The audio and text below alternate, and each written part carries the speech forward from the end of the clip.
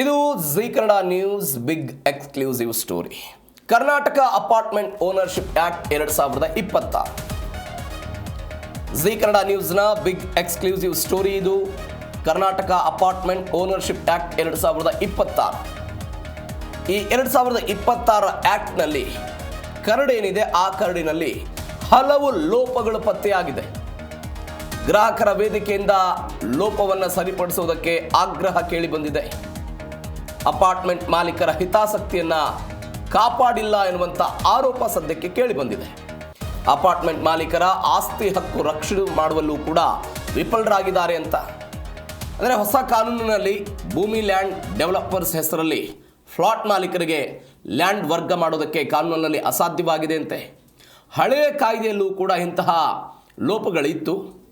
ಹಳೆಯ KAOA ಇದೀಗ coma ಅಂತ ಒಂದು ಕೋಮಾ ಎನ್ನುವಂಥ ಹೆಸರಲ್ಲಿ ಹೊಸ ಕಾನೂನನ್ನು ತೆಗೆದುಕೊಂಡು ಬರಲಾಗಿದೆ.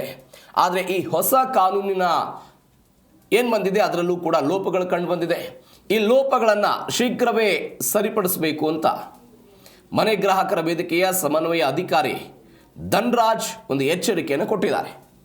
ಹಳೆಯ ಆ್ಯಕ್ಟ್ನಲ್ಲೂ ಕೂಡ ಇಂಥ ಲೋಪಗಳಿತ್ತು. ಇದೀಗ ಹೊಸ ಆ್ಯಕ್ಟ್ ಕೋಮಾ ಅಂತ ಏನು ತೆಗೆದುಕೊಂಡು ಬಂದಿದ್ದಾರೆ, ಇದರಲ್ಲೂ ಕೂಡ ಲೋಪ ಅದನ್ನು ಶೀಘ್ರವಾಗಿ ಸರಿಪಡಿಸಬೇಕು ಅಂತ. ಇವತ್ತು ಐತಿಹಾಸಿಕ ದಿನ. ಏನಕ್ಕೆ ಅಂತ ಹೇಳಿದ್ರೆ, ಇವತ್ತು ಕರ್ನಾಟಕ ರಾಜ್ಯ ಸರ್ಕಾರ ಕರ್ನಾಟಕ ಅಪಾರ್ಟ್ಮೆಂಟ್ ಓನರ್ಶಿಪ್ ಆಕ್ಟ್ ಏನಿದೆ KAOMA 2026 ಅನ್ನ ಅಸೆಂಬ್ಲಿನಲ್ಲಿ ಪ್ರೆಸೆಂಟ್ ಮಾಡಿ ಅದನ್ನ ಅಪ್ರೂವಲ್ ಆಗಿದೆ. ನೆಕ್ಸ್ಟ್ ಕೌನ್ಸಿಲ್ಗೆ ಹೋಗುತ್ತೆ. ಕೌನ್ಸಿಲ್ಗೆ ಹೋಗಿ ಗವರ್ನರ್ಗೆ ಹೋದ್ಮೇಲೆ ಅದು ಲಾ ಆಗಿ ಬರುತ್ತೆ. ಸುಮಾರು 54 ವರ್ಷದಿಂದ ನಮ್ಮ ಕರ್ನಾಟಕ ರಾಜ್ಯದಲ್ಲಿ ಕರ್ನಾಟಕ ಅಪಾರ್ಟ್ಮೆಂಟ್ ಓನರ್ಶಿಪ್ ಆಕ್ಟ್ 1972 ಅಂತ ಒಂದು ಆಕ್ಟ್ ಇತ್ತು.